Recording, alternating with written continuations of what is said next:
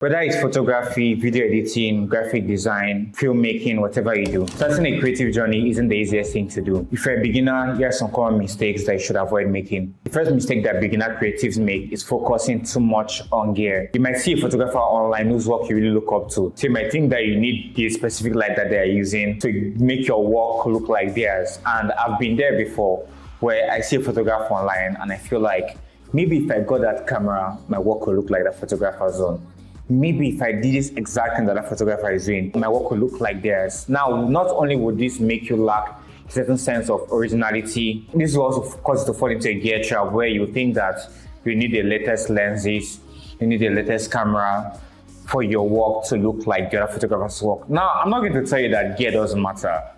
I swear gear does matter. It matters, but not as much as you think it does. Your gear can definitely take you a long way, but your skills will take you further than your gear will ever take you. The common mistakes that beginner creative make is not developing a personal style. Now, I personally imitated some photographers when I first started doing photography. I imitated a whole lot of creatives, their style, their editing, and all of that stuff.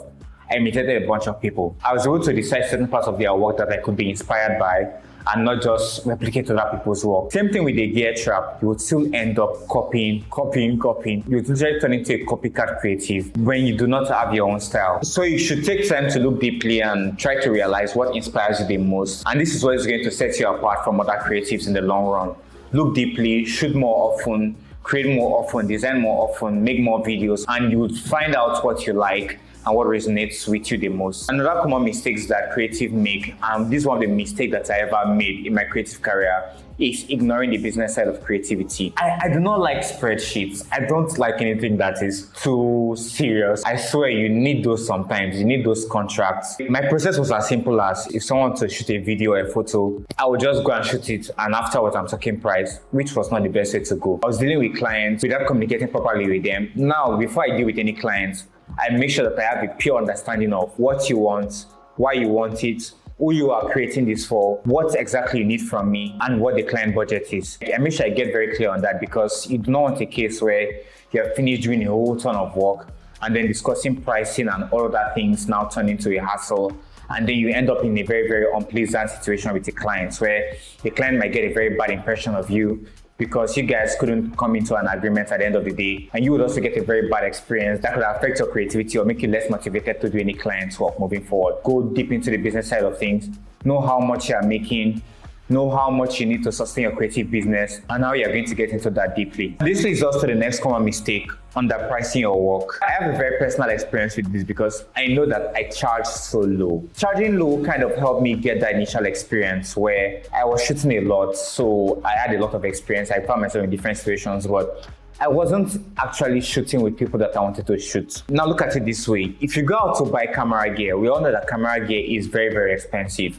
Let's say you want to buy a camera and then you go into a store and someone tells you that they're selling a DSLR for $100. If someone tells you they're selling a DSLR for $100, you're going to feel like, this is dodgy, I'm not getting quality. I know people that will literally pay more just to make sure that they're getting value.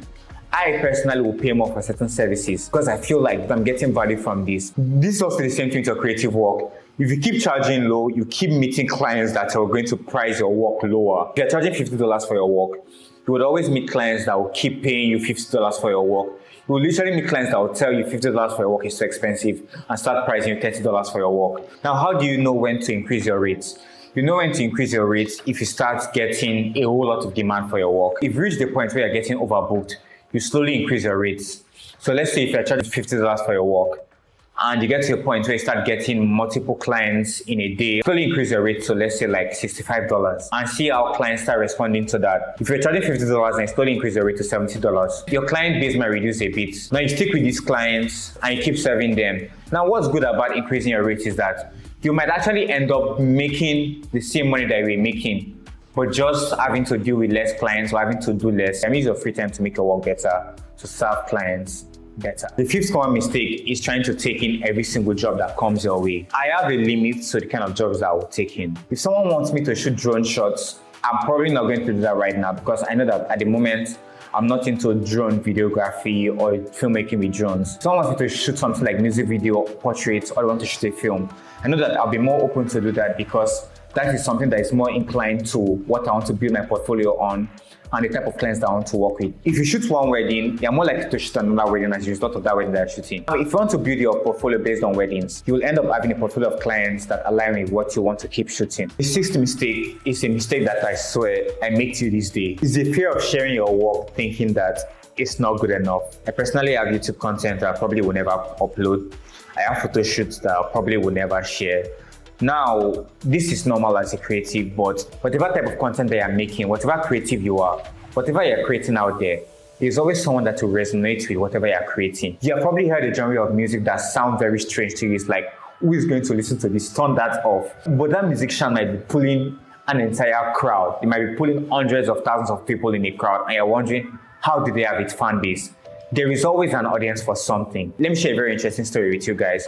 My very first short film is usually not on my Instagram page, but the short film was on the models page. And someone that I never expected to reached out to me on Instagram because of this short film that I made. Now, I personally feel like this wasn't good enough, but there are people that feel like they really love what I created and they wanted to work with me. One thing that keeps me going is the fact that even if I'm averaging around 100 views per video right now, I would always have an audience. The fact that there are 100 people that are willing to show up on every upload for me, shout out to you guys, by the way, you guys are the very real ones. But the fact that there's up to 100 people that are willing to show up for my content makes me feel like there's something there, that there are probably hundreds and thousands of more people that are missing out on the content that I'm putting out there. I never know the creative whose life might be changed from this one video that I'm putting out right now. But I'm just going to put it out there because I feel like I must be creating some value in some way, even if I feel like what I'm creating might not be that valuable to you.